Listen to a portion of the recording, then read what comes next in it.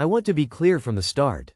This is not a story about a genius criminal or some perfectly planned disappearance. It is about a normal person who vanished in a way that never made sense, and the quiet damage that followed. I was close to him, close enough that when people say they would have noticed something strange beforehand, I know that is not always true. He was the kind of person who blended in anywhere. Calm, polite, reliable, the one everyone trusted with spare keys, passwords, and last-minute favors. He had a routine that barely changed and a life that looked painfully ordinary.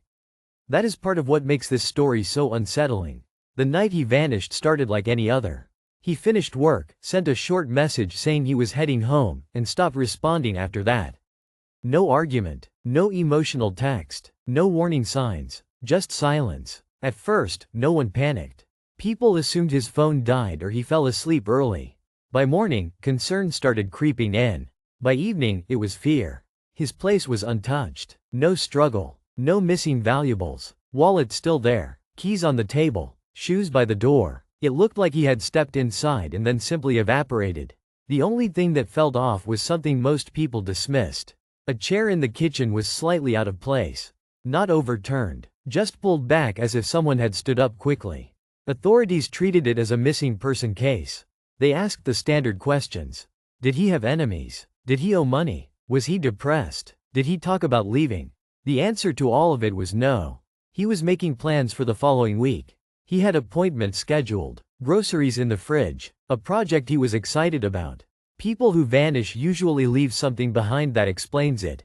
He did not. Days turned into weeks. Then strange details started surfacing. Someone reported seeing him late that night, walking in the opposite direction of his home. That alone was odd, but the description got worse. They said he looked distracted, almost like he was listening to someone next to him, even though he was alone. Another person claimed they heard raised voices near his building around the same time, but could not describe what was said. No one saw a fight. No one saw a second person clearly. Then there was the footage. A nearby camera caught him walking into frame, then stopping. He turned his head slightly, like someone had called his name.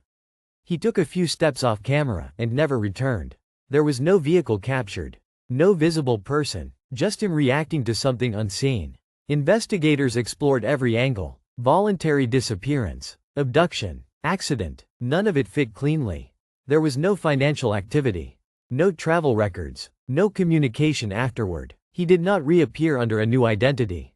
As time passed, the case grew cold, but those of us who knew him noticed something else.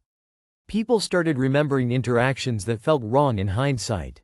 A neighbor recalled a conversation where he mentioned feeling watched, but laughed it off immediately. A coworker remembered him asking oddly specific questions about building access and security cameras, as if trying to understand how visible his routine really was. The most disturbing detail came months later.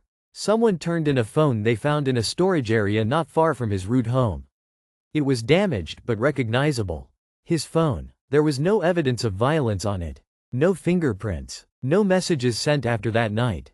But there was one audio recording saved, only a few seconds long.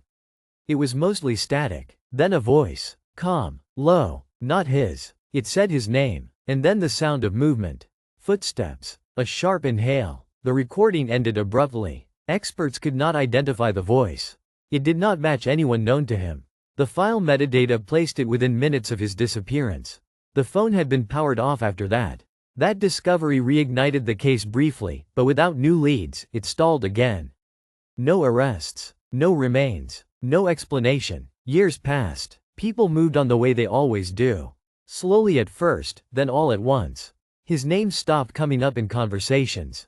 His photos stopped circulating. New cases replaced his. But for those of us who were close, the absence never softened.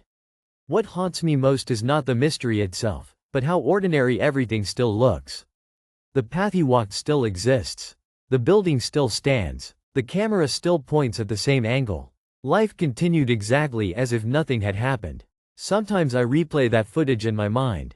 The way he pauses. The way he turns his head. The way he steps towards something we cannot see. I wonder what he heard. I wonder why he trusted it. And I wonder how many disappearances are not solved because the answer is not dramatic enough to believe. Sometimes people do not vanish in chaos. Sometimes they vanish in silence.